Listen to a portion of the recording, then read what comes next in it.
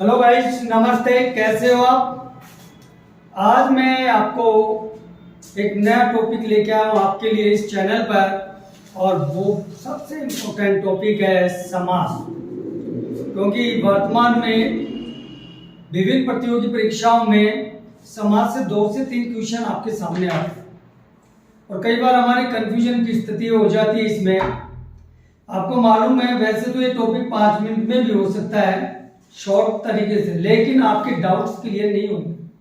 सबसे महत्वपूर्ण है कि हमें क्या पढ़ना है, क्या स्टडी करना है, टीचर ने कैसे एक्सप्लेन किया, हमने उस चीज को कैसे समझा, और कहां से क्वेश्चन बन रहे हैं, और कितना ये इंपॉर्टेंट टॉपिक्स है।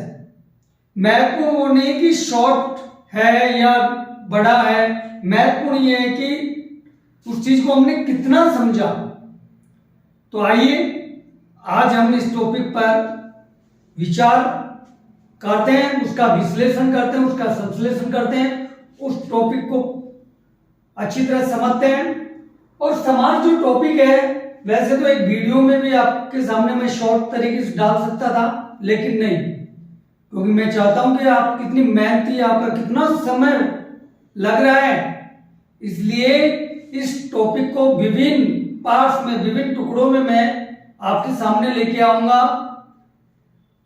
अलग एक टॉपिक है अव्ययीभाव समास, इसका अलग पार्ट होगा, इसका अलग होगा, ऐसे 4 से 5 टॉपिक्स के रूप में आपके सामने वीडियो आएंगे, लेकिन आप उसको क्लियरली समझ जाओगे।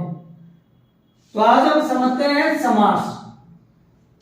समास शब्द 2 शब्दों के मेल से बना है। मेल माने मिलने से, पास पास आने से। मेल का अर्थ होता है मिलाने से, मेल का अर्थ होता है मिलाना।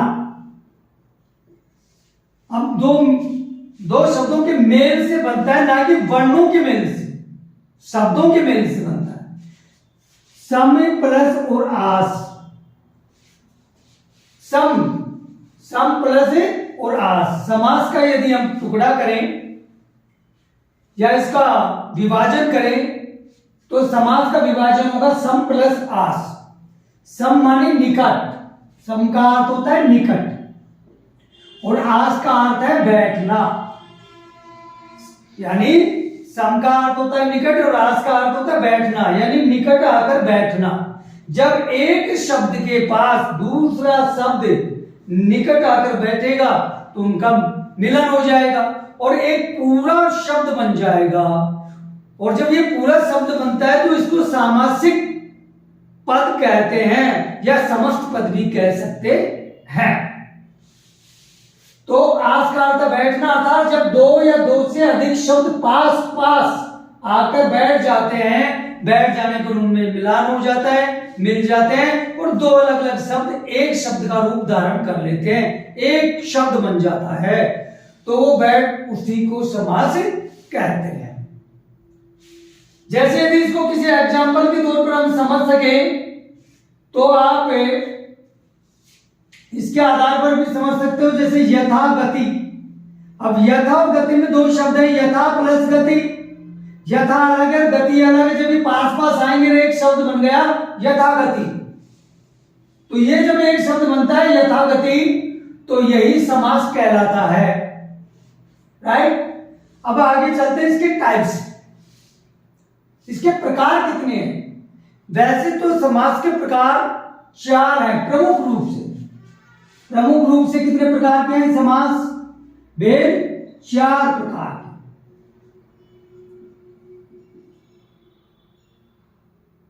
4 प्रकार के हैं।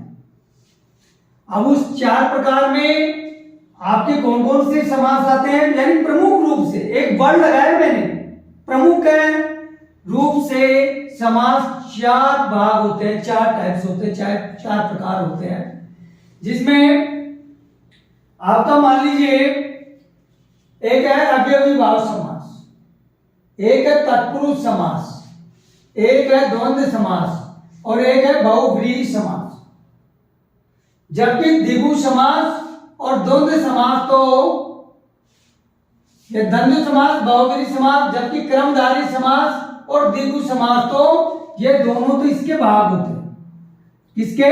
तत्पुरुष समास के भाग हैं कर्मधारय समास और द्विगु समास। तो इस प्रकार अव्ययीभाव समास, तत्पुरुष समास, द्वंद्व समास और बहुव्रीहि समास, मुख्यतः 4 प्रकार होते हैं समास के। और यदि इसको तत्पुरुष समास के उपभेद किए जाए, इसके और टुकड़े किए जाए, तो इसमें से निकल के 2 समास और आते हैं, कर्मधारय समास और द्विगु समास। इस प्रकार प्रमुखतः तो 4 प्रकार होते हैं। इस प्रकार ये इसके कितने टाइप्स बन जाएंगे? 6 टाइप से हो जाते हैं। जैसे अव्ययीभाव समास, तत्पुरुष समास, कर्मधारय समास, द्विगु समास, द्वंद्व समास और बहुव्रीहि समास। 1 2 3 4 5 6 इस प्रकार ये 6 प्रकार हो गए इसके। यदि आपसे पूछा जाए कि समास के भेद कितने हैं, तो प्रमुखतः 4 प्रकार के, वैसे ये 6 प्रकार के। अब हम ये देखते हैं कि अव्ययीभाव समास किसे कहते हैं। अव्ययीभाव समास किसे कहते हैं? जो अवयवी हमारा, जैसे मान लीजिए एक पद, एक शब्द लेता हूं यथा गति, यथा गति, तो इसमें 2 शब्द हैं, यथा और गति। अब ये पूरा जो पद है यथा गति,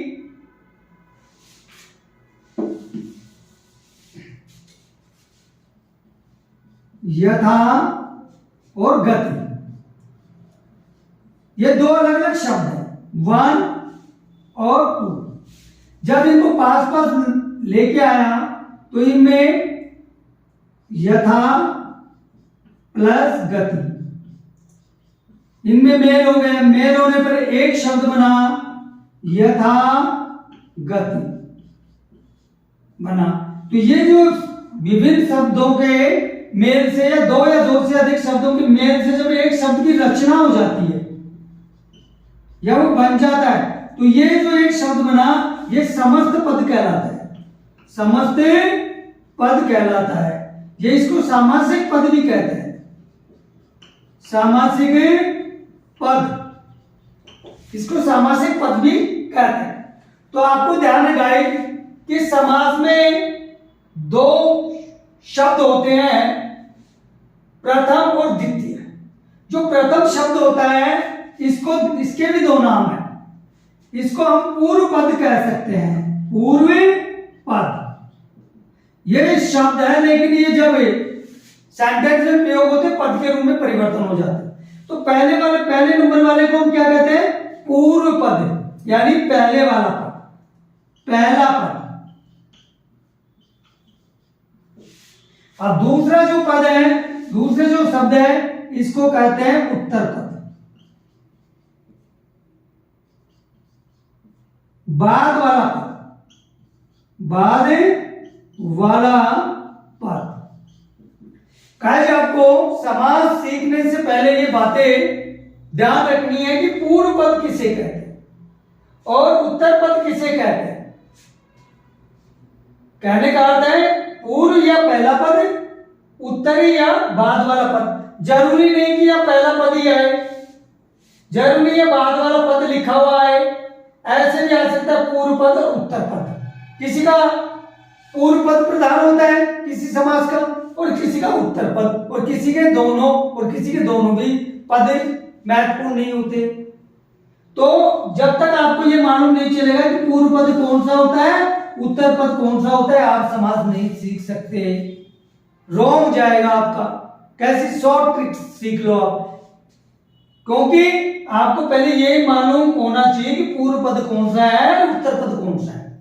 जब आपको ये मालूम चल जाए कि पूर्व पद पहले वाला है, उत्तर पद बाद में वाला है, जब आपको क्लियर हो जाए तो सेकंड स्टेप आपको क्या होना चाहिए? सेकंड स्टेप ये होना चाहिए कि जो इस 2 पदों के मेल से या 2 शब्दों के मेल से जो शब्द बनता है पूरा, इसको क्या कहते हैं? तो इसका नाम है सामासिक पद या समस्त पद कहते हैं। दूसरा आपको ये ध्यान होना चाहिए कि सामासिक पद किसे कहते हैं या समस्त पद किसे कहते हैं?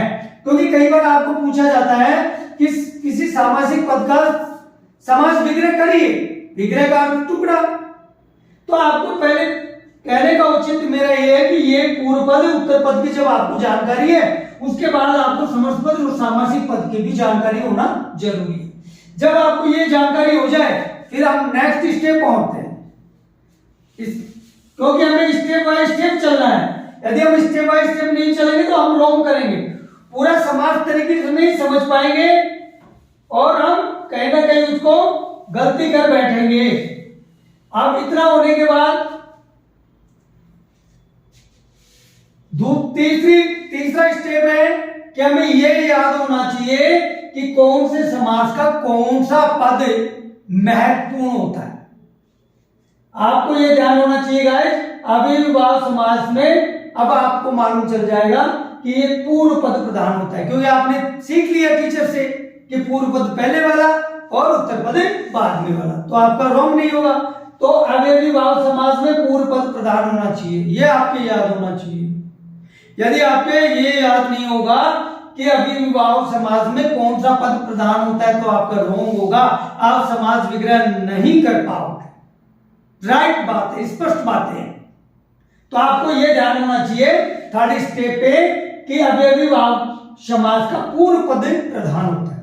और जब आपको ये बात याद है कि ये पूर्व पद प्रधान होता है अव्ययीभाव समास का, तो आप रॉन्ग नहीं कर पाओगे, क्योंकि ये समस्या आपको कहां आएगी? समास विग्रह। समास विग्रह कैसे करोगे? यदि आपको इनका मालूम नहीं चलेगा तो पूर्व और उत्तर पद का, तो आप समास विग्रह आसानी से नहीं कर पाओगे, क्योंकि क्वेश्चन समास विग्रह के भी पूछा जाता है, समस्त पद का समास विग्रह भी करवाया जाता है। तो अब आपको गाइस मालूम चल गया होगा कि अव्ययीभाव समास का पूर्व पद प्रधान होता है। राइट, अब चलते हैं तत्पुरुष। तत् माने दूसरा, पुरुष से दूसरा पुरुष प्रधान हो, जिस समास में दूसरा पद या दूसरा पुरुष प्रधान हो। तत् माने दूसरा, पुरुष माने पुरुष, जिसमें दूसरा पुरुष प्रधान हो, मुख्य हो, प्रमुख हो, वो तत्पुरुष समास होता है। तत्पुरुष समास में कौन सा पद प्रधान होता है? उत्तर पद। यह आपके याद होना चाहिए। उत्तर माने बाद वाला पद, बाद वाला पद। राइट, ये आपके याद हो गया। अब चलते हैं इसी के टाइप्स में, इसी का भाग है तत्पुरुष का क्रमधारय समास। क्रमधारय समास में भी उत्तर पद प्रधान होता है और द्विगु समास में भी उत्तर पद, क्योंकि तीनों में उत्तर पद ही प्रधान होते हैं, क्योंकि तत्पुरुष समास के ही ये दोनों भाग हैं। अब वैसे क्रमधारय की विशेषता क्या है थोड़ा हम देख लें। तो इसमें पहला पद विशेष्य है और दूसरा पद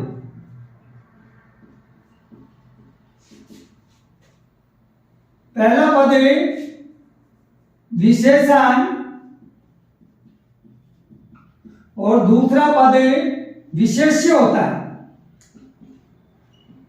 विशेष्य होता है किसमें? क्रमधारय समास में। जैसे मान लीजिए नील गगन, नील गगन, ये एक हमारे पास समस्त पद है।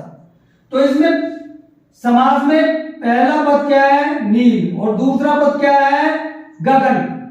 तो नील क्या हो गया? एक विशेषण हो गया, और गगन क्या है? विशेष्य। विशेष्य का अर्थ होता है संज्ञा शब्द। क्या होता है? संज्ञा शब्द। संज्ञा शब्द को ही विशेष्य कहते हैं। तो इस संज्ञा शब्द जो गगन है ना, इसकी विशेषता कौन सा शब्द बता रहा है? नील शब्द, इसलिए नील शब्द विशेषण हो गया। साथ में उपमेय और उपमान वाले पद भी शब्द इसी में आते हैं क्रमधारय समास में। ठीक है गाइस, यहां तक आपने देख लिया। इसके बाद आगे की तरफ चलते हैं।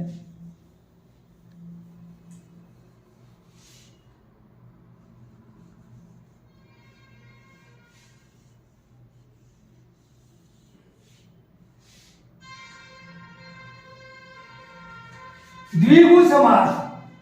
द्विगु, द्वि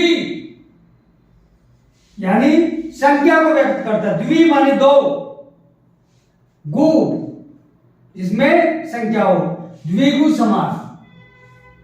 यानी ये द्विगु समास संख्या को व्यक्त करता है, यानी इसका जो पहला पद होगा द्विगु समास का, यानी पूर्व पद ये संख्यावाची होगा। क्या होगा? संख्यावाची होगा। आपको इतना सा ध्यान रखना है, हल्का हल्का ध्यान रखना है इसमें। अब चलते हैं द्वंद्व। द्वंद्व का अर्थ होता है विरोधी या आपस में लड़ने वाले, युद्ध करने वाले। तो विलोम शब्द जो टाइप के शब्द हैं वो द्वंद्व समास में होते हैं, जैसे माता पिता, दाल रोटी, आकाश पृथ्वी, ऊपर नीचे, दाएं बाएं, आगे पीछे, गुरु। गाइस नेक्स्ट है बहुव्रीहि समास। कोई पद प्रधान नहीं होता, इसमें कोई पद प्रधान नहीं होता, इसमें किसी अन्य अर्थ की प्रधानता होती है। यानी अन्य अर्थ का अर्थ ये अर्थ है कि ये किसी दूसरे अर्थ के रूप में रूढ़ हो जाता है। जैसे कोई व्यक्ति विशेष के संदर्भ में या किसी स्थान विशेष के संदर्भ में वो शब्द रूढ़ हो जाता है। जैसे मान लीजिए दशानन, दशानन।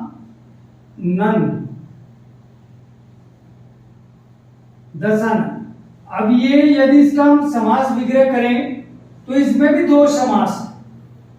यदि हमें इसका टुकड़ा करें तो दो तरीके से होता है। एक तो होता है दस से प्लस आनंद। यदि ये लें, प्रथम पद है संख्यावाची, ऐसी स्थिति में दशानन संख्यावाची में भी आता है, यानी संख्यावाची का अर्थ होता है द्विगु समास में आता है।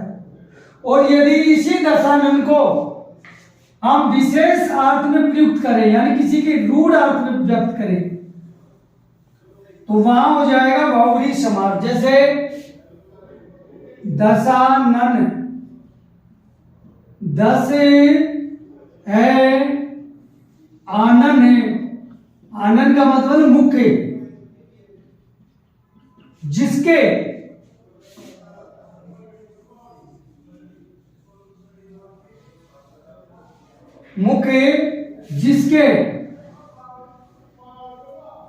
बराबर रावण। तो रावण के 10 मुख है, विशेष रावण के संदर्भ में ये रूढ़ हो जाता है। तो ऐसी स्थिति में यहां बहुव्रीहि समास है। दशानन में कौन सा समास है? बहुव्रीहि समास। तो कहने का गाइस जी अर्थ ये है, किसी एक समास में एक से अधिक भी समास हो सकते हैं। जैसे आपके सामने मैंने समझाया दशानन, तो इसमें संख्यावाची है यदि 10 प्लस आनन है तो। और किसी विशेष के संदर्भ में यदि विशेष अर्थ के उसका ले लिया जाता है या किसी विशेष के संदर्भ में वो रूढ़ हो जाता है, वहां बहुव्रीहि समास होता है, यानी किसी अन्य अर्थ की प्रधानता होती है। तो यहां अन्य अर्थ की प्रधानता है, इसलिए यहां बहुव्रीहि समास। आगे चलते हैं हम गाइस, अब इनका क्रम से अध्ययन करेंगे। सबसे पहले आपका वीडियो जो आएगा अव्ययीभाव समास का आएगा, क्योंकि मैं ये चाहता हूं कि आप इसको एक वीडियो पढ़ने के बजाय इसको कई टुकड़ों में 2 से 3 वीडियो में पढ़े, जिससे आपको अच्छी तरीके से वो एक्सप्लेन भी होगा, आपके समझ में भी आएगा। वैसे शॉर्ट वीडियो भी मैं आपको दे सकता हूं इसका, लेकिन नहीं, वो आधी अधूरी जानकारी के बजाय आपको उसका विस्तारित रूप पढ़िए, उसका विस्तृत रूप पढ़िए, जिससे आपको दोबारा पढ़ने की आवश्यकता ही नहीं हो। तो आज हमारा चलेगा अव्ययीभाव समास, फिर नेक्स्ट वीडियो आएगा तत्पुरुष समास का, उसके बाद आएगा क्रमधारय समास का, जिसमें 1 2 3 इस तरीके से आपके नेक्स्ट डे आएंगे। तो अब चलते हैं अव्ययीभाव समास। तो अव्ययीभाव का अर्थ होता है कि जो पद, अब हम देखते हैं अव्ययीभाव समास। अब इसमें वर्ड है अवयवी, अवयव। अब इस अवयव का अर्थ क्या है? वे शब्द जिस पर लिंग, वचन और कारक का कोई प्रभाव नहीं पड़े, ऐसे शब्दों को अवयव शब्द कहते हैं। क्योंकि यदि उनको सेंटेंस में प्रयुक्त किया जाता है, उनका प्रयोग किया जाता है, उनको उपयोग किया जाता है, तो अपनी वो एक ही स्थिति में होते हैं। जैसे मान लीजिए यथा। अब यथा शब्द को आप कहीं भी प्रयोग कर दीजिए, इसका लिंग, वचन और कारक का इस पर कोई प्रभाव नहीं पड़ेगा, वह अवयव की तरह ही कार्य करेगा, एक ही रूप में रहेगा अवयव। तो ये अवयव कहलाते हैं। अब हम इसका विस्तृत जानकारी लेते हैं अवयवीभाव समास की।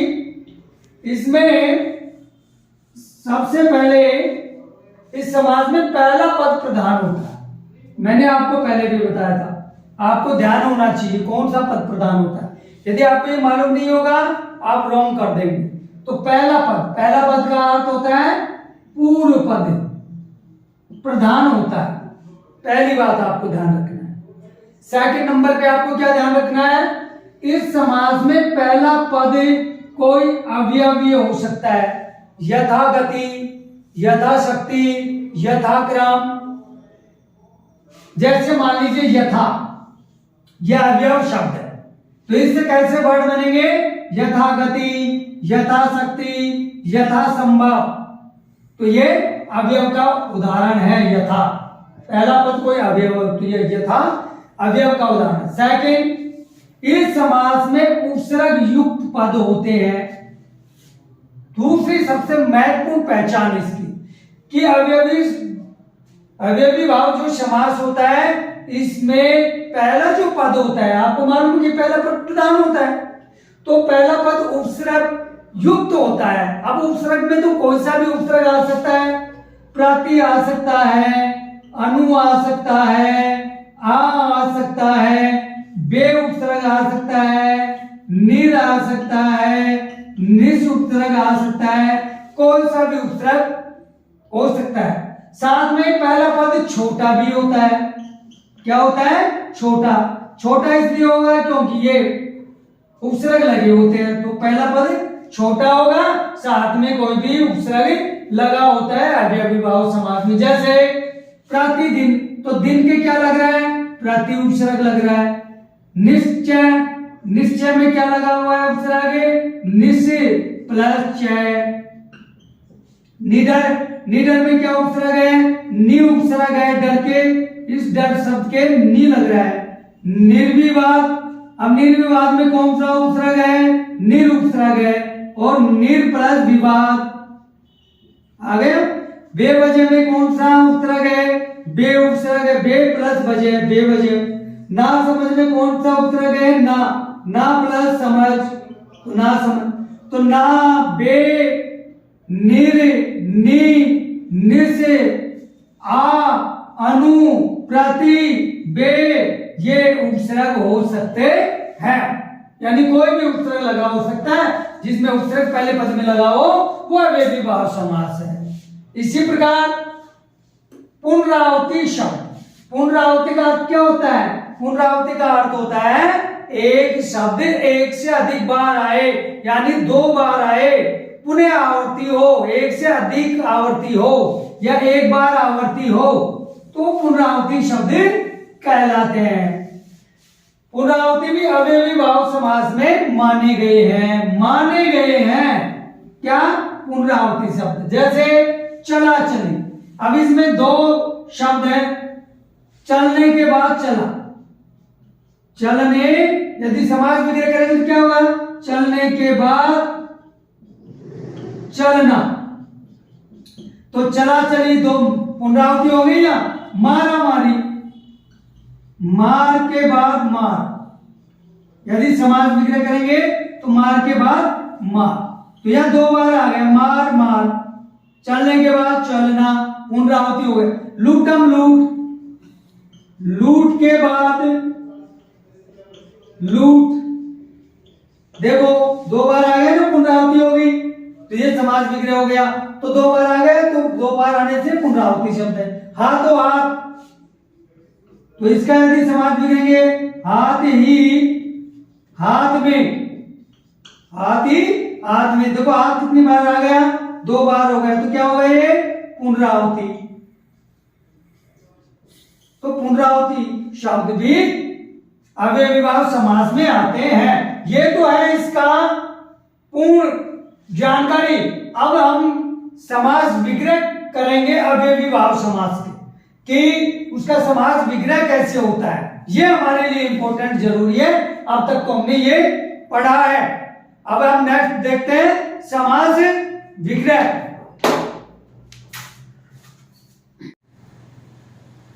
गाइस हम अब देखेंगे कि अव्ययी भाव समास के पदों का विग्रह कैसे करें। विग्रह का अर्थ होता है टुकड़ा। अभी तक हमने क्या समझा कि अव्ययी भाव समास किसे कहते हैं, उसकी पहचान क्या है। यहां तक तो क्वेश्चन पूछ लेता है, लेकिन साथ में कई बार वो समास विग्रह भी करवा लेता है। कई बार समास पढ़ने के बाद भी हमें अच्छी तरीके से समास विग्रह करना नहीं आता। इसके लिए मैं आपके लिए बहुत अच्छी जानकारी लेके आया हूं कि समास विग्रह अव्ययी भाव समास के पदों का समास, केवल अव्ययी भाव के। नेक्स्ट वीडियो में नेक्स्ट समास के समास विग्रह से संबंधित रूल्स और नियम बताऊंगा आपको, लेकिन आज मैं आपको अव्ययी भाव समास के पदों का विग्रह कैसे करें, इसके टुकड़े कैसे करें, वो हमें देखना है। ध्यान से देखना है। जिस पद में पहला पद आ उपसर्ग से बना हो उसके विग्रह में पद के अंत में तक लिख दिया जाता है। याद समझने योग्य बात, कोई भी पहला पद आ उपसर्ग से बना हो, जैसे मान लीजिए आमरण, आजीवन, तो क्या कह रहा है, दोबारा समझिए इसको, कि जिस पद में ये पूरा पद है, ये पूरा पद है, ये पूरा पद है, या जिसको हम समस्त पद भी बोलते हैं, तो इस पद में पहला पद यानी समस्त पद में जो पहला पद है ना वो आ उपसर्ग से बना हो। देखो आजीवन, आजीवन में दो, क्योंकि आपको मालूम होना चाहिए या भूलना नहीं चाहिए, क्योंकि समास 2 पदों से यानी 2 शब्दों के योग से बनता है, पूर्व पद और उत्तर पद। तो इसका पूर्व पद यानी पहले वाला क्या है, आ उपसर्ग है, और सेकंड क्या है, जीवन है। तो वो यही तो बात कह रहा है आपको कि जिस पद में पहला पद आ उपसर्ग से बना हो, जैसे सभी में आ उपसर्ग है, देखो क्या है, आ उपसर्ग, तो उसके विग्रह में पद के अंत में, पद यानी इस पूरे पद के अंत में, विग्रह में पद के अंत में क्या लगा दिया जाता है, तक शब्द लगा दिया जाता है। एक बात।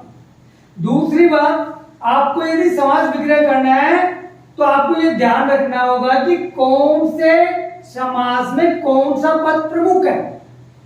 यानी जो पद प्रमुख होता है, जिसमें पहला, मान लीजिए जिसमें पहला पद प्रमुख है, तो आप समास विग्रह के लिए उसके सेकंड पद को पहले लीजिए, और जिसमें सेकंड पद पहले प्रमुख होता है उसमें फर्स्ट पद को पहले लीजिए। जैसे मान लीजिए आजीवन, आजीवन में क्या है, पहला पद, क्योंकि पहला पद प्रमुख है आ, और ये अव्ययी भाव समास का नियम है कि उसमें पहला पद प्रमुख होता है। तो मैंने अव्ययी कहा है कि सेकंड पद को पहले उठाइए, तो आजीवन में सेकंड पद क्या है, जीवन, तो जीवन को पहले उठाओ ना समास विग्रह करने के लिए।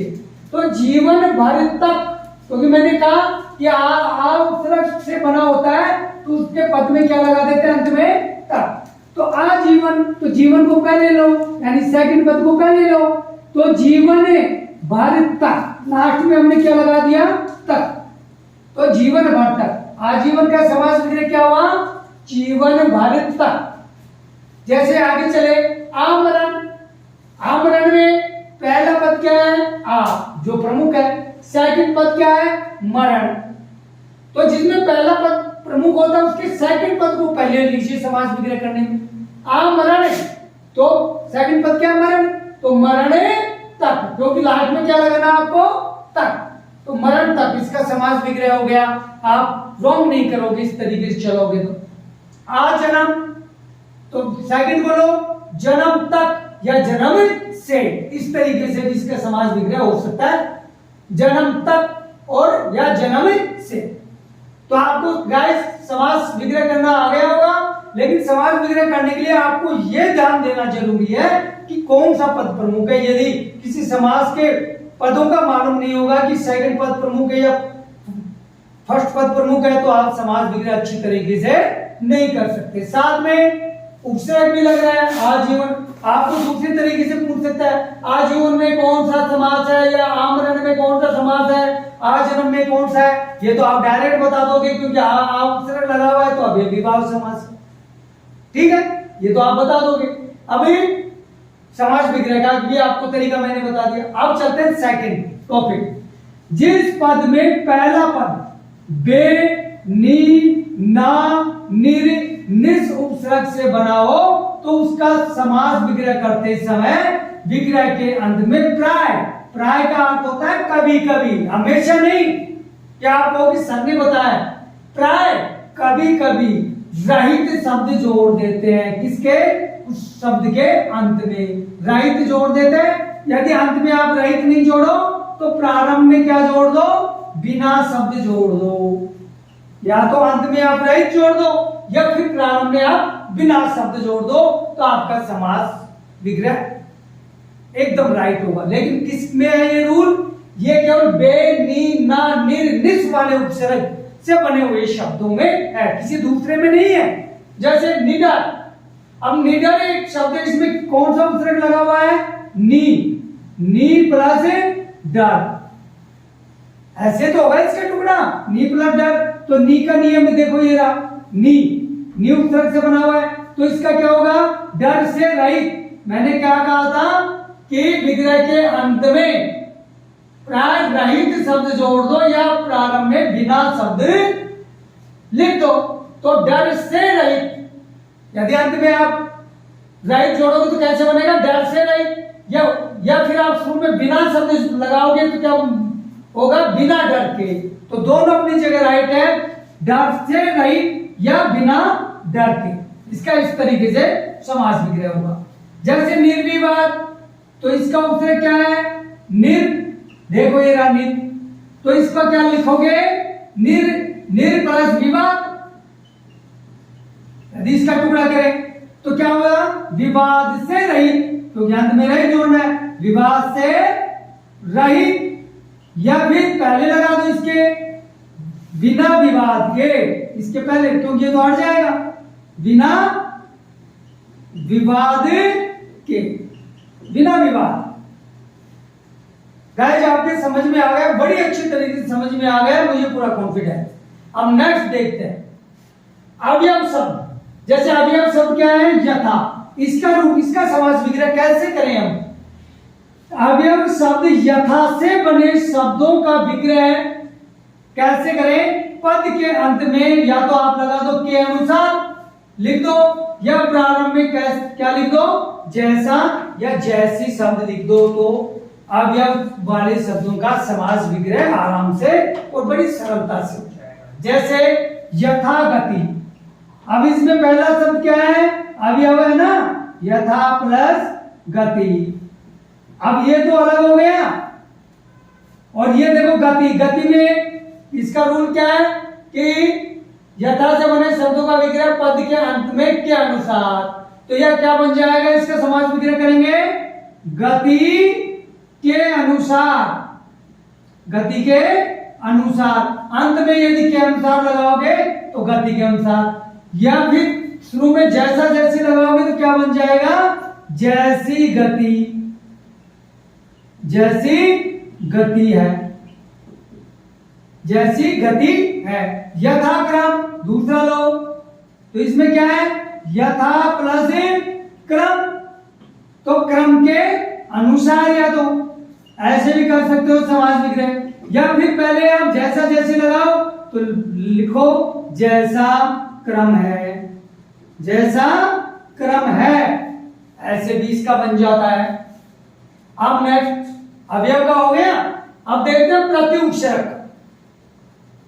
प्रति उपसर्ग से बने शब्दों का समास विग्रह करते समय प्राय, यानी प्राय का अर्थ है कभी कभी, हर जगह ये रूल काम नहीं देगा, कभी कभी मुख्य शब्द को 2 बार लिख देते हैं। किसको लिख देते हैं? मुख्य शब्द को 2 बार लिख देते हैं, अथवा उस शब्द से पहले, यानी किस शब्द से पहले, उस मुख्य शब्द से पहले हर शब्द जोड़ देते हैं। कौन सा जोड़ देते हैं?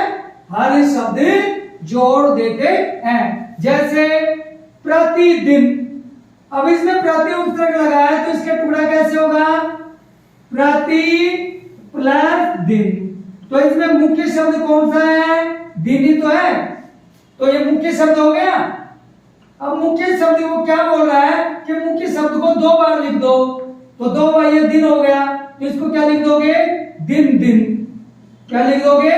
दिन दिन। देखो ये रहा दिन दिन। यदि ऐसा नहीं लिखना चाहो तो इसे मुख्य शब्द के पहले क्या लिख दोगे?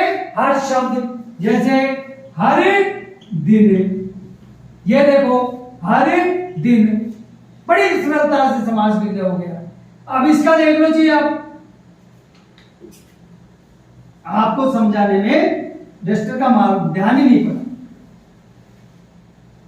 अब देखो प्रतिमा, प्रतिमा, तो या तो ये मुख्य शब्द क्या है? मां, तो इसको क्या लिख दो? 2 बार मां मां। ऐसे नहीं लिखो तो इसको हर शब्द पहले लिखा दो, हर मां, तो इसका अर्थ भी वही होगा जो इसका अर्थ होगा, हर मां। देखो हर मां या मां, इस तरीके से प्रति उपसर्ग के समास विग्रह होते हैं, और कुछ हटकर भी होते हैं इसके प्रति उपसर्ग के। जैसे कुछ एग्जांपल्स मैं आपके लिए लेके आया हूं। प्रतिबिंब, यानी बिंब का बिंब, इस तरीके से भी हो सकता है, बिंब का बिंब। प्रतिघात, यानी घात के बदले घात, घात के बदले बात। प्रत्याशा, आशा के बदले आशा। इस तरीके से भी प्रति उपसर्ग के से लगे हुए शब्दों का समास विग्रह होता है। या तो हर लगा दो और या फिर उस शब्द को 2 बार लिख दो। कभी कभी इस तरीके के एग्जांपल्स भी आपको देखने को मिल जाते हैं और कंपटीशन में आ जाते हैं। जैसे प्रतिबिंब, बिंब का बिंब, प्रतिघात, घात के बदले घात, प्रत्याशा, आशा के बदले आशा। ऐसे एग्जांपल्स भी इसके हैं। बाकी समास तो आप पहचान लोगे कि कौन सा अवयवी भाव है, क्योंकि प्रति उपसर्ग लगा हुआ, जो आपसे पूर्व मैंने आपको बता दिया। अब देखो पुनरावृत्ति शब्दों का समास विग्रह। पुनरावृत्ति, एक शब्द एक से अधिक बार है। जैसे हाथों हाथ, ये शब्द 2 बार पुनरावृत्ति हो गया। हाथों हाथ, यानी हाथ ही हाथ में। पुनरावृत्ति शब्द अलग ही एग्जांपल्स हैं इसके। हाथों हाथ, हाथ ही हाथ में, एकाएक, एक के बाद एक, रातों रात, रात ही रात में। इस तरीके से के बाद शब्द भी लगता है, एक के बाद, यानी के बाद भी शब्द आपको दिखाई देगा। रात ही रात में, हाथों ही हाथों में। इस तरीके एग्जांपल्स इसके पुनरावृत्तियों का समास शब्दों के होते हैं। तो गाइस, आपको ये वीडियो कैसे लगा? सब्सक्राइब जरूर करना, और मैं चाहता हूं इससे बेस्ट आपको अच्छे से अच्छे वीडियो लेके आऊं।